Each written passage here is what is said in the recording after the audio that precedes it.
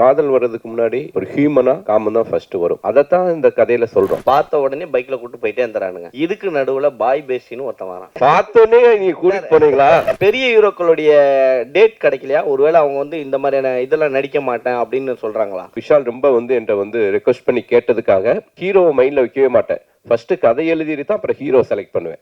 ஒன்று சொல்கிறேன், இப்போ இந்த வருஷம் பார்த்தீங்கன்னா புது படங்கள் ஆரம்பிக்கிறதே கம்மியாயிடுச்சு. இப்போ அட் டைம் பார்த்தீங்கன்னா ஒரு காலகட்டத்தில் 20-30 படங்கள் பண்ணிட்டு இருந்த தமிழ் சினிமாவில் 7 படங்கள் தான் ப்ரொடக்ஷனே போயிட்டு. நேற்று ஒரு நாள் மட்டுமே இப்போ நீங்கள் படம் நிறுத்திங்கன்னா விடாமுயற்சி கிட்டத்தட்ட 25 கோடி மேலே தமிழ்நாட்டில் கலெக்ட் பண்ணியிருக்கு. அப்போ அந்த அளவு ஆடியன்ஸ் வந்து ஓப்பனிங் கொடுக்க ரெடியாக இருக்காங்க பெரிய நடிகர்கள் நடித்த படங்களுக்கு. ஆனால் அதே ஒரு சின்ன படம் வரும்போது ஆடியன்ஸ் வந்து செலக்டிவாக பார்க்குறாங்க. ஏன்னா ஒரு 10 நிமிஷத்தில் பேசிட்டு நம்ம எல்லாம் கிளம்பிடலாம், மற்ற கேள்விகள் வேண்டாம். ரொம்ப ரிஸ்க் அதிகமாக இருக்கும் போல தெரியுது. காதலை பற்றி பேசும்போது இப்போ உள்ள ஆட்களுக்கு ஏதோ காமம் தான் முக்கியம் அப்படிங்கிற மாதிரி ஒரு வரி வருது. 2K கிட்ஸ்லாம் அப்படி தான் இருக்காங்களா? என்ன சொல்ல வரீங்க இந்த படத்தில்? இல்லை, அப்படி அந்த ட்ரெய்லரில் வரல. காதல் வர்றதுக்கு முன்னாடி ஒரு ஹியூமனா காமம் தான் ஃபர்ஸ்ட் வரும்.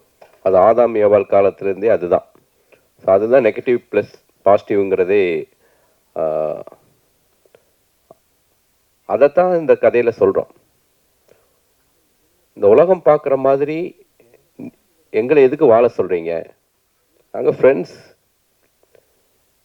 அப்படிங்கிறத அவன் சொல்லுவான். அஸ் ஏ ஹீரோவுடைய டாக்கே ஒரு இத்தனை வருஷம் அவங்க கூட பழகுறேன், எந்த மொமெண்ட்லேயுமே அப்படி ஒரு தாட்டே வந்தது கிடையாது. எந்த பொண்ணாக இருந்தாலும் காதல், ஒரு பொண்ணு மேலே காதல் வர்றதுக்கு முன்னாடி ஒரு க்ரஸ்ஸோ ஒரு காமமோ அது நீங்கள் க்ரஸ்ன்னு சொல்லலாம். அது உண்மையான வார்த்தை, அது காமம் தான். காமத்துக்கு அப்புறம் தான் காதல் வரும், காமத்துக்கு அப்புறம் தான் கல்யாணம் நடக்கும். இப்போ 2K லவ் அப்படின்னா இப்போ அட்வான்ஸாக போயிட்டானுங்க. முன்னெல்லாம் பார்க்கறது அகத்தின் சார் இவர் சாலமன் சார் சொன்ன மாதிரி தான். பார்க்காமே காதல் இருந்தது, அதுக்கப்புறம் கொஞ்சம் பார்த்தாங்க, தள்ளி தள்ளி கையை காட்டினாங்க. இப்போ பார்த்த உடனே பைக்கில் கூட்டு போயிட்டே இருந்துறானுங்க. இதுக்கு நடுவில் பாய் பேசின்னு ஒருத்தன் வரான். பார்த்தோன்னே நீங்க கூட்டிட்டு போனீங்களா? இப்போ 2K பார்த்தோன்னே நீங்க கூட்டிட்டு போனீங்களா? அப்படிலாம் யாராவது வர்றாங்களா? அப்படி இல்ல 2K கிட்ஸ பத்தி நெகட்டிவா சொல்லாதீங்க, நான் ஒத்துக்க மாட்டேன். நான் நெகட்டிவா சொல்லல, அடுத்த செகண்டே பிக்கப் ஆயிடுது. அப்படிலாம் பிக்கப் ஆக வாய்ப்பே இல்ல சார். என்ன சார், பசங்களை பின்னாடி பாருங்க, அவனுங்க பசங்க குமுறது தெரியும் சார். பின்னாடி 90s நிறைய பேர் இருந்தாங்கன்னா எல்லாருக்கும் தெரியும். கல்யாணமே ஆகல, அட்லீஸ்ட் ஒரு நாளாவது தேவைப்படும் சார். அததான் சார் பார்த்தோடனே கூட்டிட்டு போறாங்கன்னு இல்ல. இதுக்கு நடுவுல பாய் பேசின்னு ஒருத்தன் வரான். அந்த மாதிரியான கான்செப்ட் 2Kல இருக்கும். இல்ல இல்ல இல்ல, அந்த மாதிரி 2Kல இல்ல. இன்னொரு இந்த பாய் பெஸ்டி நீங்க சொல்லக்கூடிய சின்ன சின்ன வார்த்தைகள்லாம் அந்த காலத்துல இருந்து இருக்குது. அதுக்கு நம்ம பேர் வைக்காம இருந்தோம். கள்ளக்காதல்னு இருந்துச்சு, ஓகேங்களா? எல்லாத்துக்குமே ஒரு ஒரு பேரை இப்ப வச்சிருக்காங்க, அவ்வளவுதான். எல்லா காலகட்டத்திலையும் எல்லா விதமான உறவுகளும் இருந்திருக்குது. இப்ப அதுக்கு நமக்கு பேர் வச்சு அதுக்கு ஒரு அடையாளப்படுத்தி இப்ப நமக்கு மீடியா பவர்ஃபுல்லா இருக்கிறதுனால இந்த 2K ஜென்ரேஷன் பசங்க மட்டும்தான் ரொம்ப கெட்டு போன மாதிரியான ஒரு பிம்பத்தை உருவாக்கி இருக்கோம். இன்னொன்று எல்லா காலம் 80 இருக்கட்டும் 90 இருக்கட்டும், நான் 96 நான்லாம் டிவி பார்த்தே கெட்டு போறியாடா நம்ம திட்டுவாங்க.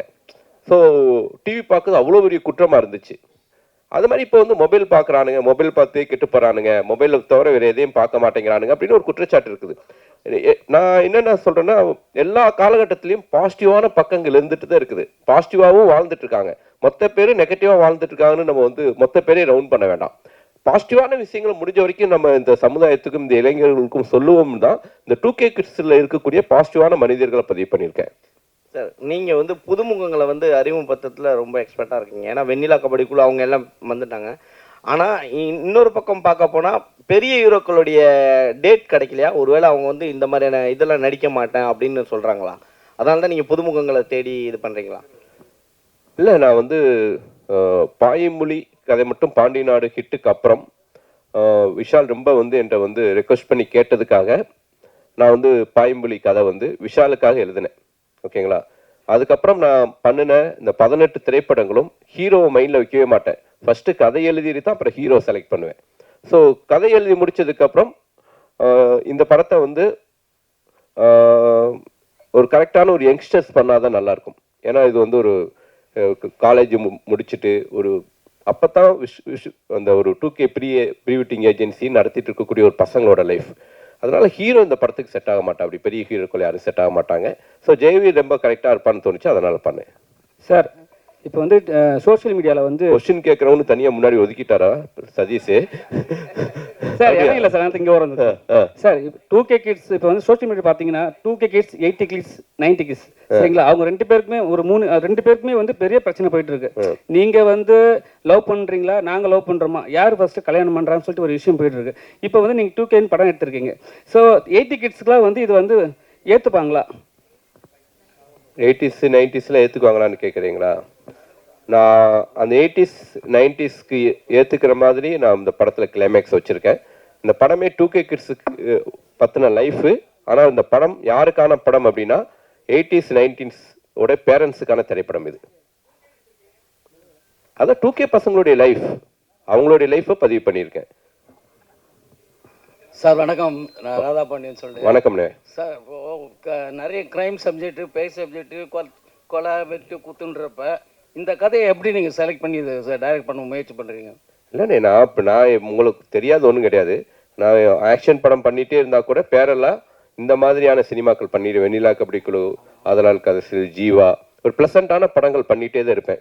ஸோ அப்படி ப்ளசண்ட்டான கதைகள் தான் வந்து நமக்கே ஒரு பாசிட்டிவான எனர்ஜியை கொடுக்கும். அதனால் இன்னமும் இது மாதிரி பாசிட்டிவான திரைப்படங்கள் பண்ணுறதுக்கு நான் ரெடியாக இருக்கேன். நிச்சயமாக தொடர்ந்து பண்ணுவேனே. இந்த படத்தில் வந்து இப்போதுள்ள பெண்கள் ஆண்கள் பழகிறத பற்றி முக்கியத்துவம் கொடுத்து எடுத்துருக்கீங்களா? ஆமாண்ணே.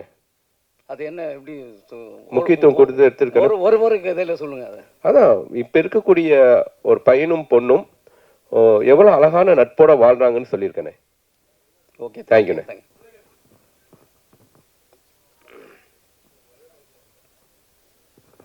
சார், காலேஜஸில் ப்ரமோட் பண்ண போகிறீங்கன்னு சொல்லியிருந்தீங்க. அது ப்ரீ ரிலீஸாக பண்ண போகிறீங்களா, இல்லை ஒவ்வொரு காலேஜுக்கும் தனியாக டிக்கெட் வாங்கி அந்த மாதிரி கொடுத்து அந்த மாதிரி பிளான் பண்ணிட்டு? இப்போ வந்து 4 ஃப்ரேம்ஸில் தான் ஷோ ப்ளே பண்ணுறேன். ஸோ காலேஜ் ஸ்டூடெண்ட்ஸ் எல்லாரையும் வர வச்சு எல்லாருக்கும் ஷோ போட்டுட்டு அப்புறம் அவங்களுடைய கலந்துரையாடல் மாதிரி பிளான் பண்ணியிருக்கேன். கோயம்புத்தூரில்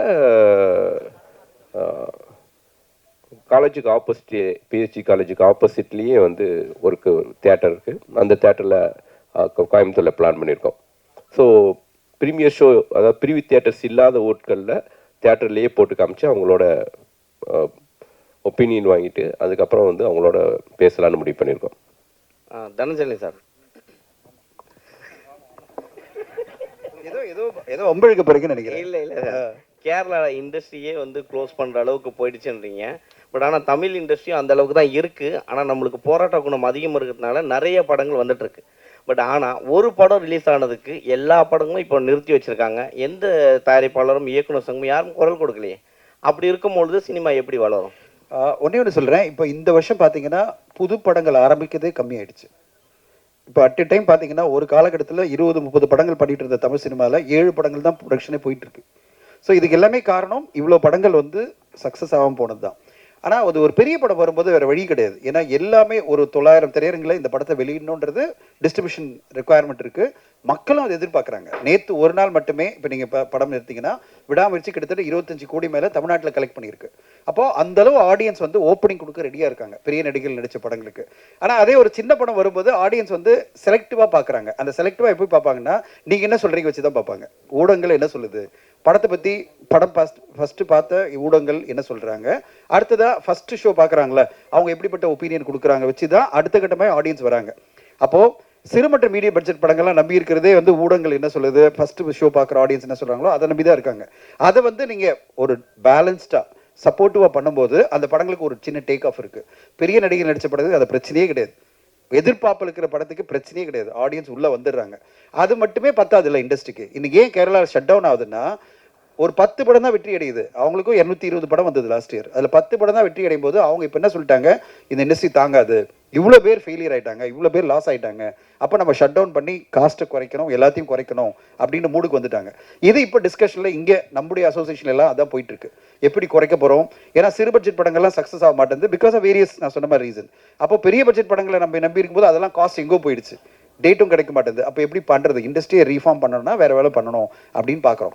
ஸோ இண்டஸ்ட்ரியை பொறுத்தவரையும் இப்போ வந்து எல்லாருமே, தமிழ் மட்டும் இல்லை, மலையாளம் சினிமா, இந்தி சினிமா எல்லாமே ஒரு ஷேக் அவுட்டில் தான் இருக்குது.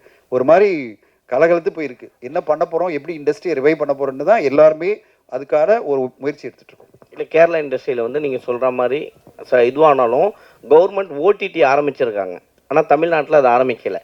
நீங்களும் யாரும் குரல் கொடுக்க அப்படி ஆரம்பித்தால் சிறு படங்களுக்கு ஒருவேளை ஒரு வாய்ப்புகள் இல்ல. இப்போ நீங்க சொல்ற கேரளா ஓடிடி வந்து இன்னும் பெருசா அவங்க வந்து ரீச் ஆகல. எல்லாமே சேல் ஆகாத படங்கள், மக்கள் வந்து உடனே பார்ப்பாங்களா அப்படின்ற படங்கள் தான் இப்போதைக்கு ஃபர்ஸ்ட் கொடுக்குறாங்க. ஏன்னா பிரைஸ் கொடுத்து வாங்கணும். எல்லா தயாரிப்பாளரோட எதிர்பார்ப்பு என்னன்னா ஒரு பெரிய அமௌண்ட்ல நம்மளுக்கு வித்துட முடியுமா, வித்துட்டா தான் நம்ம கவர் பண்ண முடியும் காஸ்ட்டை. சும்மா ரெவன்யூ ஷேர்ல போட்டு எப்படி கவர் பண்ண முடியும்? ஓகே, புது ஓடிடி ஆரம்பிச்சு ரெவன்யூ ஷேர்ல போட்டு யார் பார்ப்பாங்க, எப்படி வரும்ன்ற ஒரு பயம் வருது இல்லை தயாரிப்பாளருக்கு. எல்லா தயாரிப்பாளரும் ஒரு 4 கோடி 5 கோடி இன்வெஸ்ட் பண்ணா ஒரு 3 கோடி ஃபர்ஸ்ட் எடுத்துட்டா அவங்களுக்கு நம்பிக்கை வரும். அதான் cinema. So 2K love story பற்றி ஏதாவது தானே கேளுங்க. ஏன்னா இண்டஸ்ட்ரி பற்றி நிறைய பேச வேணாம். 2K லவ் சார் சார் 2013 வந்து ஆதலால் காதல் செய் ஒரு படம் பண்ணீங்க. அதுவே 2K கிட்ஸ் ஸ்டோரி தான். ஸோ இது எந்த விதத்தில் மாற்றமாக இருக்கும்? ஏன்னா நிறைய படம் நீங்கள் லவ் ஸ்டோரியை பண்ணிட்டீங்க. இது எப்படி இருக்கும், புதுசாக இருக்கும்? ஆனால் உங்களை தொடர்ந்து கேள்வி கேட்குறவங்க 2K லவ் ஸ்டோரி பற்றி கேளுங்க. ஏன்னா ஒரு 10 நிமிஷத்தில் பேசிட்டு நம்ம எல்லாம் கிளம்பிடலாம். மற்ற கேள்விகள் வேண்டாம். நான் ஒரு 2 ப்ரொடியூசரை கூட்டிகிட்டு வந்தேன் நான் படம் பண்ணலான்ட்டு. லைட்டாக தனஞ்சயன் சார் பேசுறதுல பதட்டமாயிட்டாரு. ரொம்ப ரிஸ்க் அதிகமாக இருக்கும் போல தெரியுது. நான் இப்போ யோசிக்கிறேன், இந்த ப்ரொடியூசரை கூப்பிடாமே இருந்திருக்கலாமோ. வெங்கடேசன் சார் எந்திரிங்க. சார் தான் எனக்கு என்ன சார் தெரியும், பாசிட்டிவான விஷயங்களை பேசணும் தான் படமே எடுக்கிறோம். சரி, ஓகே. எனிவே சார் பயப்படாதீங்க, நான் இருக்கேன், டோன்ட் வரி. ஸோ இந்த படத்தை பொறுத்த வரைக்கும் ஆதலால் காதல் செய் ரொம்ப ஒரு ஹாண்டிங்கான ஒரு கிளைமேக்ஸாக இருக்கும். அந்த டயத்தில் இந்த 2010 அந்த பசங்க லைஃப்குள்ளே இப்படியான ஒரு லைஃப், இப்படியான பிரச்சனைக்குள்ளேயும் மாட்டிக்கிறாங்க. அவங்க பண்ணுற தப்புனால ஒரு குழந்தை எப்படி அனாதை ஆகுதுங்கிற ஒரு விஷயத்தை பதிவு பண்ணேன். பட் இந்த படத்தை பொறுத்த வரைக்கும் இந்த பசங்களுடைய லைஃப் ஸ்டைலுக்குள்ள ஒரு எவ்வளோ பாசிட்டிவாக, எவ்வளோ ப்ளசண்ட்டாக இவங்க இருக்கிறாங்க, எவ்வளோ எந்த மாதிரியான பிரச்சனைகள் வந்தாலும் எவ்வளோ வந்து தெளிவாக முடிவு எடுக்கிறாங்க அப்படிங்கிறத தான் சொன்னேன். இந்த படம் வந்து ஒரு ஒரு லவ் ஸ்டோரியாக இருந்தாலும் இந்த படத்துடைய கிளைமேக்ஸ் இந்த படத்தை வந்து ஒரு யூனிக்கான படமாக மாற்றும். அதுதான் இந்த படத்துடைய பலம்னு நான் பிலீவ் பண்ணுறேன். அந்த கிளைமேக்ஸை நம்பி தான் எடுத்தேன். கண்டிப்பாக படம் பார்த்து எல்லாருமே அந்த கிளைமேக்ஸை பர்டிகுலராக பேசுனது ரொம்ப மகிழ்ச்சி அளிக்குது. இமான் சார் வணக்கம் சார். சொல்லுங்கள். ஸோ காதலர் தினம் 14ஆம் தேதி வருது, உங்கள் படமும் ரிலீஸ் ஆகுது. ஸோ ஸ்பெஷலாக இதுக்கு லவர்ஸுங்களுக்கு ஏதாவது மியூசிக் போட்டிருக்கீங்களா? ஏன்னா இப்போ இருக்கவங்க ஸ்பீடாக இருக்காங்க, டக்குன்னு கேட்டு போகிற மாதிரி இருக்குமா, இளையராஜா சார் மாதிரி நிறுத்தி நிதானமாக கேட்குற மாதிரி இருக்குமா? கஷ்டப்பட்டு ஸ்க்ரீன்லாம் பண்ணோம். இந்த கேள்வி என்னங்க நியாயமாங்க? இந்த கேள்விலாம் இப்போ இருக்க ஜென்ரேஷன் ஸ்பீடாக இருக்குல்ல, அதுக்கேற்ற சார் போட்டால் நின்று கேட்க போகிறாங்க. இல்லை, போட்டு காமிச்சோமே. நீங்கள் வெளியில் நீங்கள் சாப்பிட்டுட்டு இருந்தீங்க, அவர் வாயால அந்த மியூசிக்கை சொல்லணும்ன்ற நான் கேட்க போறேன். எப்படி நான் மொபைல்ல கேட்டு போறேன். நீங்க அவரு வந்து அவரை சாங்கை பத்தி அவரே எதுக்கு சொல்லணும்? நீங்க தான் சொல்லணும். நல்லா இருக்கு சார், கிரிப்பா இருக்கு சார் அப்படின்னு நீங்க தான் சொல்லணும். இல்லை சார், நம்ம ஒரு இசையமைக்கும் போது எல்லா வயதினருக்கும் அது போய் சேரணுன்ற ஒரு விஷயம் எப்பவுமே மனசில் எனக்கு வந்து இருக்கும் சார். வெறும் இப்போ இருக்கிற ஒரு நம்ம அதை கண்டெம்பரரி ஆடியன்ஸுக்கு மட்டும் கேட்டு பண்ணோம்னா அது வந்து காலம் தாண்டி அது நிற்காதுன்ற ஒரு நம்பிக்கை எனக்கு எப்பவுமே அது பேசிக்கலாக இருக்கும் சார். ஸோ அதனால் என்ன மாதிரி பாடல் பண்ணாலும் இரஸ்பெக்டிவ் ஆஃப் ஜானர், என்ன ஜானரில் பண்ணாலும் அதுக்குள்ளே இருக்க கோர் மெலடி கண்டென்ட் வந்து ஸ்ட்ராங்காக வைக்கணுன்றது தான் எப்போவுமே அது பை டிஃபால்ட் இருக்கிறது தான். ஸோ இப்போ நம்ம வெளியே இருக்கிறது வந்து உள்ளுக்குள்ளே ஒரு சாக்லேட் வச்சுட்டு மேலே வைக்கிற அந்த ரேப்பர் தான். அந்த ரேப்பர் தான் நம்ம டிசைன்ஸ் மாற்றிக்கிறோம் இல்லையா. உள்ளே இருக்க சாக்லேட்டோடைய டேஸ்ட் வந்து அது சாக்லேட்டாக தான் இனிப்பாக இருக்க போகுது. ஸோ அப்படி தான் இசையாக நான் பார்க்குறேன். நான் உள்ளுக்குள்ளே ஜீவன் இருக்கணும், மேலே இருக்க ரேப்பர் அந்த கோட்டிங் தான் வந்து 2K மாற்றிருக்கோம் சார். அவ்வளோதான். ஒரு பிரமாதமான கேள்வி நானே கேட்குறேன். நம்ம ரொம்ப பிரமாதமான கேள்வி. கேளு. நம்ம ஜெகவீர் பிரதர் ஒரு கிரிக்கெட் பிளேயர், உங்கள் நண்பர் அஸ்வின் ரிட்டையர்ட் ஆகிட்டாரு. ஸோ ரிட்டையர்ட் ஆகும்போது உங்களுடைய ஃபீல் எப்படி இருந்துச்சு? டோனி உங்களுக்கு டின்னர் கொடுத்துருக்காரு, டோனிக்கு நீங்கள் பவுலிங் போட்டிருக்கீங்க, அந்த அனுபவங்களை பற்றி கொஞ்சம் சொல்லுங்கள். நிறைய பேருக்கு தெரியாது.